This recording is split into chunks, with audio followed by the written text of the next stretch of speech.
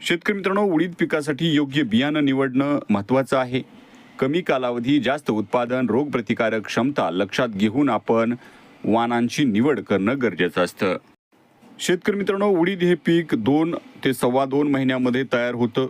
त्यामुळं आपल्याला कमी कालावधीमध्ये चांगला नफा देऊन जाणारं हे उडीद पीक आहे. शेतकरी मित्रांनो, मी कृषी पदवीधर आणि कृषी सल्लागार समाधान मदने आपल्या कृषी समाधान टेक्नॉलॉजी या यूट्यूब चॅनलवर स्वागत करतो. शेतकरी मित्रांनो, आपल्याला हा व्हिडिओ आवडला तर लाईक करा, शेअर करा, सबस्क्राईब करा आणि बेल आयकॉनचं बटन दाबायला विसरू नका, जेणेकरून यापुढीलचे सर्व नवनवीन व्हिडिओ आपल्यापर्यंत सर्वात अगोदर पोहोचतील. चला तर मग पाहूया सविस्तर माहिती. शेतकरी मित्रांनो, उडीद पिकाचा 1 नंबरला जो वाण पाहणार आहोत तो आहे फुले राजन. शेतकरी मित्रांनो, हा वाण महात्मा फुले कृषी विद्यापीठ राहुरी यांनी विकसित केलेला वाण आहे. या वाणाच्या झाडांची वाढ सरळ आणि उभट होत असल्यामुळं हार्वेस्टरच्या साह्यानं याची काढणी करणं सोपं जातं. या वाणावर भुरी रोग आणि विषाणूजन्य रोगांचा प्रादुर्भाव कमी होतो. त्याचबरोबर शेंगा पोखरणाऱ्या अळीस हा वाण अतिशय प्रतिकारक्षम आहे. शेतकरी मित्रांनो, या वाणाच्या लागवडीमुळं पारंपरिक वाणांच्या तुलनेत उत्पन्नामध्ये 15 ते 20% वाढ दिसून येते. शेतकरी मित्रांनो, या वाणाचा कालावधी हा 70 ते 80 दिवसांचा असतो. शेतकरी मित्रांनो, उडीद पिकाचा 2 नंबरचा वाण पाहणार आहोत तो आहे फुले वसू. हा सुद्धा वाण महात्मा फुले कृषी विद्यापीठ राहुरीनं विकसित केलेला उडदाचा एक अत्यंत लोकप्रिय आणि अधिक उत्पादन देणारा सुधारित वाण आहे. महाराष्ट्रातील उडीद पिकवणाऱ्या भागांसाठी हा वाण अत्यंत फायदेशीर मानला जातो. फुले वसू या वाणाची प्रमुख वैशिष्ट्ये जर पाहिली तर या वाणाची हेक्टरी अधिकतम उत्पादन क्षमता आहे.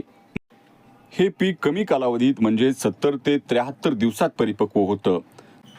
हा वाण उडीद पिकासाठी घातक असणाऱ्या भुरी आणि पिवळा विषाणू म्हणजेच येलो मोझॅक या रोगांना सहनशील आणि प्रतिकारक्षम आहे.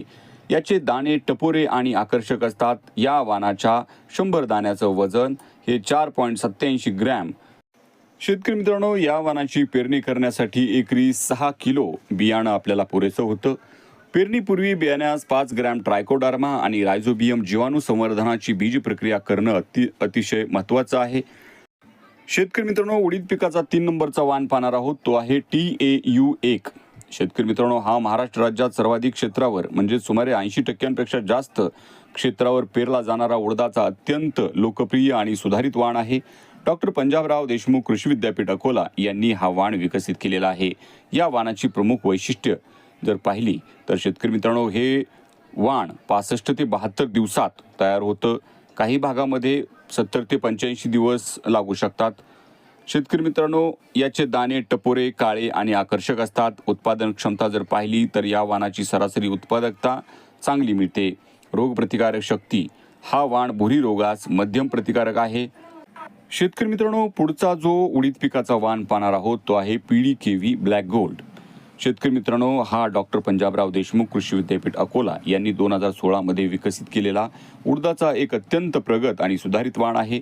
या वाणाला वैज्ञानिक परिभाषेत AKU 10-1 असं म्हणतात. शेतकरी मित्रांनो, महाराष्ट्रातील खरीप हंगामासाठी हा वाण शेतकऱ्यांमध्ये अतिशय लोकप्रिय आहे.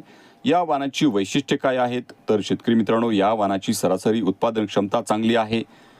हा वाण अतिशय कमी कालावधीत म्हणजेच 65 ते 70 दिवसात पक्व होत असतो. या वाणाची वाढ पसरी प्रकारची आहे आणि सर्व शेंगा एकाच वेळी पक्व होतात, ज्यामुळं काढणी करणं सोपं जातं.